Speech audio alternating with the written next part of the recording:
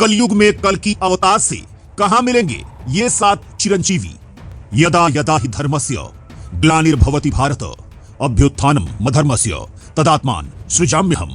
अर्थात जब जब धर्म की हानि और अधर्म की वृद्धि होती है तब तब मैं अपने रूप में प्रकट होता हूं। तो क्या ये समय सही है? क्या कलयुग में भगवान विष्णु कल्कि के रूप में अवतार लेंगे? क्या अब होगा धरती के पापों का अंत? क्या कलयुग के अंत के साथ इस काल चक्र का भी अंत होने वाला है? यदि हाँ, तो उन महापुरुषों का क्या जो पिछले 3 युगों से कल की अवतार की प्रतीक्षा में कलयुग में आज भी जीवित हैं? क्या कल की भगवान कलयुग में उनसे मिलेंगे और उनके साथ मिलकर कलयुग का अंत करेंगे? तो आखिर कौन से हैं ये चिरंजीवी जो कलयुग में कल की भगवान से मिलने के बाद मोक्ष को प्राप्त कर लेंगे? आखिर इन 7 महापुरुषों का कल की अवतार से कब और कहां मिलन होगा? दोस्तों, अगर आप भी ये सब जानना चाहते हैं तो वीडियो को पूरा जरूर देखिएगा। दोस्तों, कल की पुराण में कलयुग का अंत भगवान नारायण के 10वें अवतार के हाथों से लिखा हुआ है। जब धर्म की हानि हो जाएगी तो भगवान विष्णु अपना 10वां अवतार लेंगे और इस अवतार में वो कलयुग के कल की राक्षस यानी काम, क्रोध, मद, लोभ जैसे विकार रूपी अलग अलग राक्षसों का अंत करेंगे। इसके बाद कलयुग का भी अंत हो जाएगा। लेकिन हमने अपने शास्त्रों में सतयुग, त्रेता युग और द्वापर युग के कई ऐसे चिरंजीवियों के बारे में सुना है जो अपने युगों से अब तक मोक्ष पाने के लिए कल की भगवान का इंतजार कर रहे हैं। नंबर 1, हनुमान जी।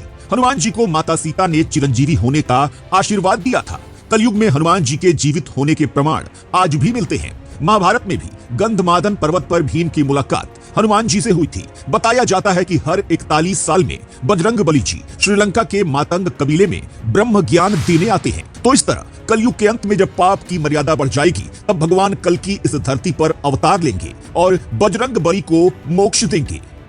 नंबर 2, परशुराम जी।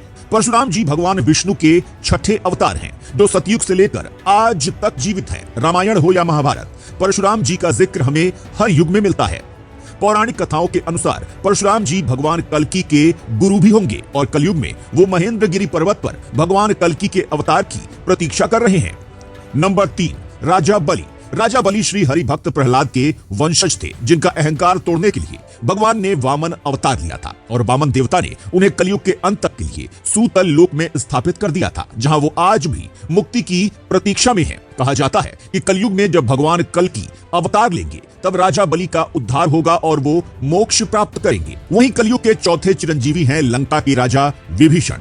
विभीषण कीचड़ में कमल की तरह थे और भगवान श्री राम ने विभीषण को चिरंजीवी होने का वरदान दिया था जो कलयुग के अंत तक जीवित है। कलयुग में विभीषण की मौजूदगी का केवल एक ही लक्ष्य है कि वो कलयुग में श्री राम के कल्कि अवतार के दर्शन करना चाहते हैं और मोक्ष की प्राप्ति करना चाहते हैं।